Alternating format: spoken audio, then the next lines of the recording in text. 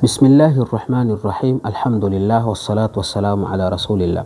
Kama tulivyoona katika kipindi cha kwanza, Sheikh anaendelea kunukuu maneno ya wanazuoni kuhusiana na tasawuf. Anasema waqala aidha, maana yake anaendelea kumnukuu al-Imam al-Ghazali kama alivyozungumza katika Ayuha al-Walad, lakini anamnukuu Imam al-Ghazali katika Al-Munqidh min ad-Dalalah, kitabu chake.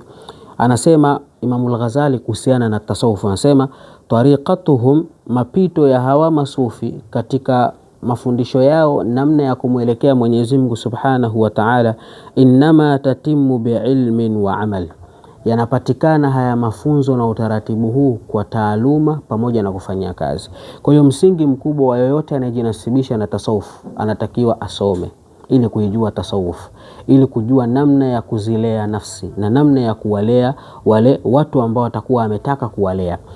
Ya pili ni al-amalu, aonekane ni mwenye kufanya yale ambayo anawaelekeza watu, aonekane asiwe ni mtu ambaye atakuwa ni mwenye kuelekeza watu wafanye ibada kisha yeye afanye ibada. Anawaelekeza watu kudiriki swala kwa jamaa lakini yeye hadiriki swala kwa jamaa. Kwa hiyo msingi mkubwa wa masufi ni al-ilmu wal-amal.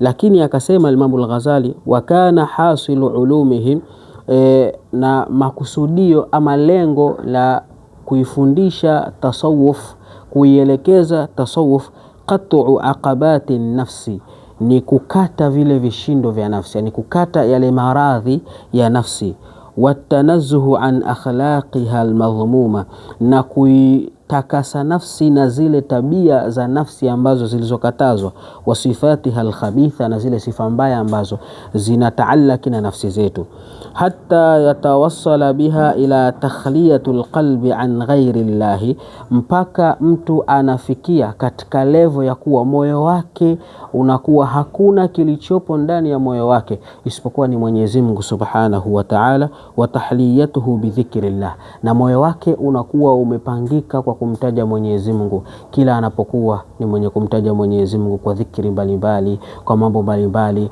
pahala anakapokuwepo, sehemu fulani akiwepo, inawezekana akawa katika sehemu ambayo hudhani kwamba anaweza akawa anamtaja Mwenyezi Mungu Subhanahu wa Ta'ala, lakini kumbe pahala hapo alipo ndipo anapomtaja Mwenyezi Mungu Subhanahu wa Ta'ala.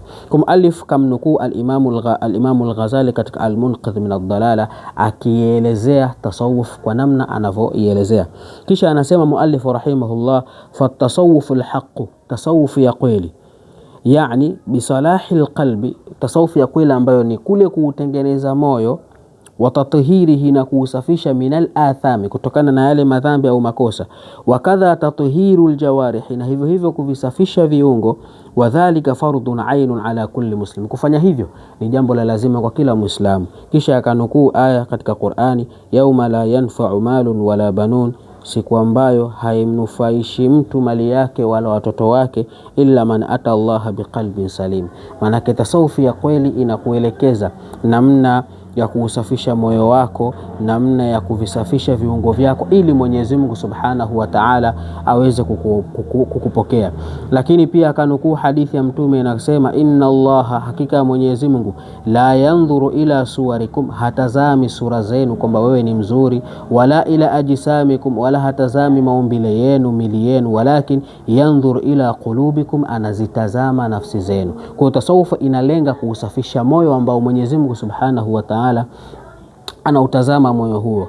Ala wa inna fil jasadi mudgha, tambua kwamba, jua na kutanabahi, katika mwili wa mwanadamu kuna kinyama, idha salahat salaha aljasadu kullu, kitakapokuwa kizuri kinofu hicho, kinyama hicho, basi mwili wake wote umekuwa mzuri, wa idha fasadat fasada aljasadu kullu. Kwa hadithi hizi na aya hii tuliyosoma, kwa mujibu wa muallif, anaonesha kwamba kazi ya tasawuf ni kuja kuvisafisha viungo vyetu, nyoyo zetu, ili Mwenyezi Mungu Subhanahu wa Ta'ala aweze kutupokea tukiwa salama na tukiwa safi.